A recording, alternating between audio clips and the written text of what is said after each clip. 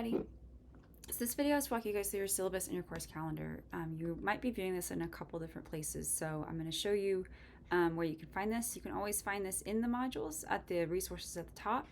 You can also find it here in the Unit 1 Week 1. That might be where you're viewing it right now. As you guys can see, I'm working on the video, which will go right here. But you can also find it here under the Syllabus tab, which does also have an accessible version right here. So all the information is the same, but I'm going to kind of walk you guys through this syllabus here. I'll make sure you have everything you need. So this course will run July 9th to August 7th, and it is an intensive study of different genres, texts, movements related to the early American foundation up through 1865. What I love about this course is we don't just look at the canonical text, but we'll look at the non-canonical, more marginalized voices as well. So this course will, like I said, be all online. Make sure you have access to Canvas. Make sure you understand how to use Canvas. There is a Canvas 101 video if you don't know how to use Canvas in our course modules. The goals, the outcomes, you guys can kind of read those for yourself. But essentially, you need to have access to Canvas. Make sure you have the appropriate software, specifically Microsoft Word. You do need to have Word for this course. You cannot submit your essays or major writing assignments as text or PDF files or Google Docs or anything like that. You do have access to Word and the whole Microsoft suite as a student here, so make sure that you do have that. Even if you have a Mac, you still need Word. The textbook is Norton Anthology of American Lit, Beginnings to 1865. There's 2 volumes. However, you will see, I say any addition is acceptable if you'd like to buy the book. You will see that I've also provided, this is a very short course, I've also provided PDF versions of all of the texts in the course because, again, I do know this is a very short course. So it's up to you if you'd like to purchase that book. Everything will be made available otherwise by me online. Make sure you know how to use Canvas, essentially. That's the tool, obviously, that we use for this course.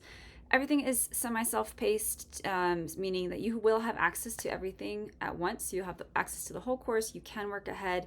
Just know that there is a weekly deadline on Sunday for almost every week at 11:59 p.m. that week, with the exception, of course, of the finals week. You guys can read this for yourself, but essentially, we do have an AI policy for this course. While you can use AI for things like brainstorming and organization and things like that, what I don't want to see is you using AI to do your writing for you, and I don't want to see you using AI to do your critical thinking for you. So use it appropriately, use it sparingly, use it to help you, but don't let it be the source of your work, because that is going to be quite a problem when it comes to actually producing the type and nuance of content that we need for this course.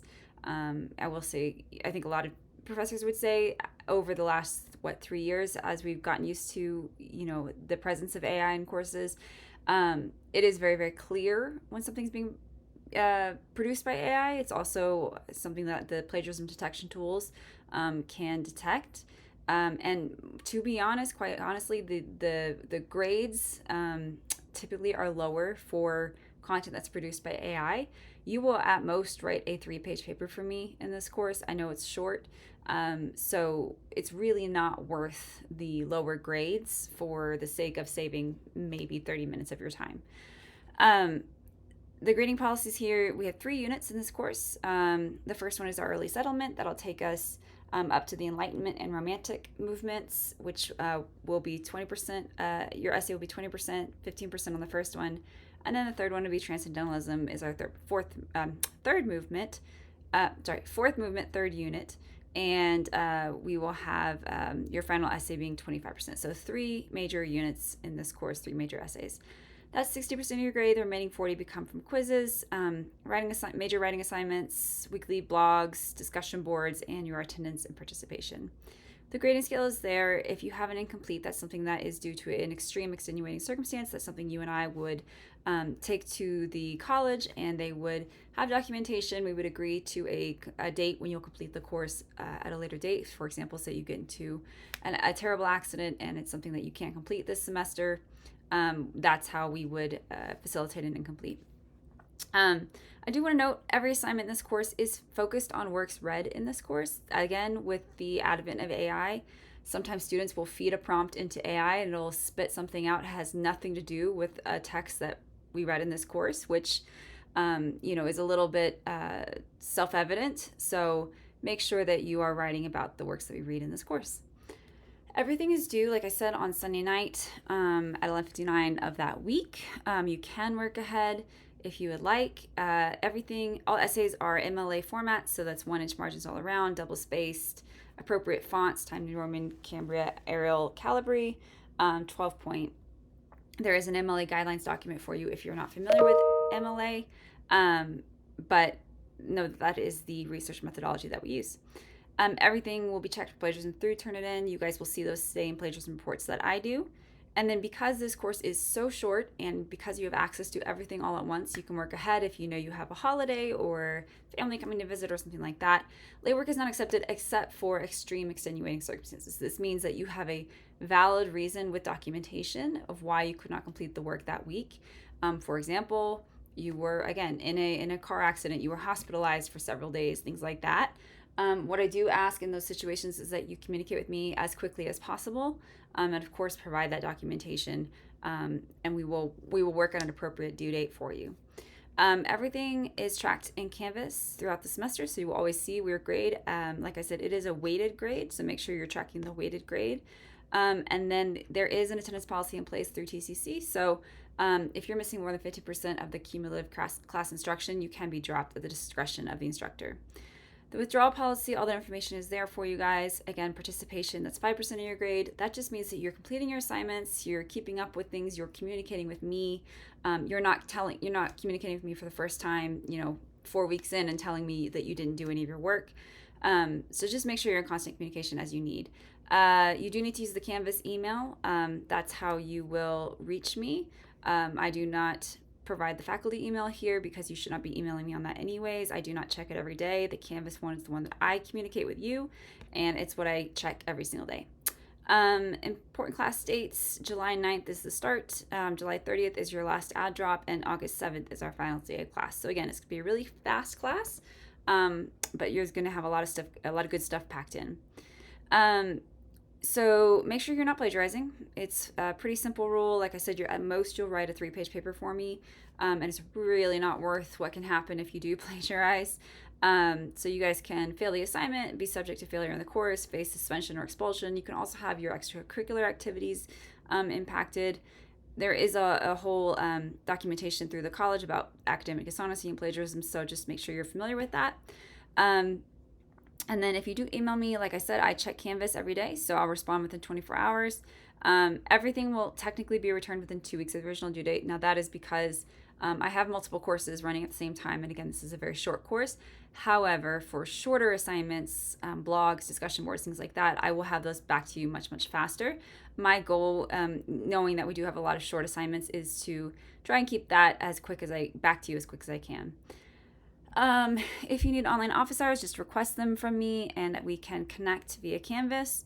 If you need student support services, that is available here. So if you have a disability service that's needed, make sure you contact the office, and they will connect with me, give me the appropriate paperwork. We'll make sure you have any accommodations that you need.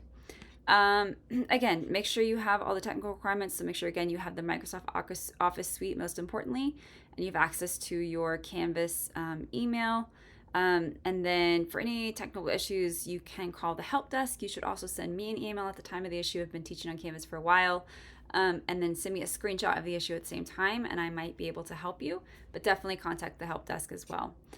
So that is that. I just want to make sure I show you guys. All of that information is here in the accessible version of this as well. It also includes the communication, so it also includes the department contacts, and all of this information is the same.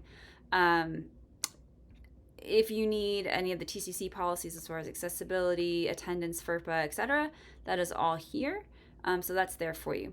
I do also want to show you the course calendar. So this is just a general calendar to kind of orient you to the course. Like I said, you'll have access to everything all at once, so you can go in and see all of the weekly assignments.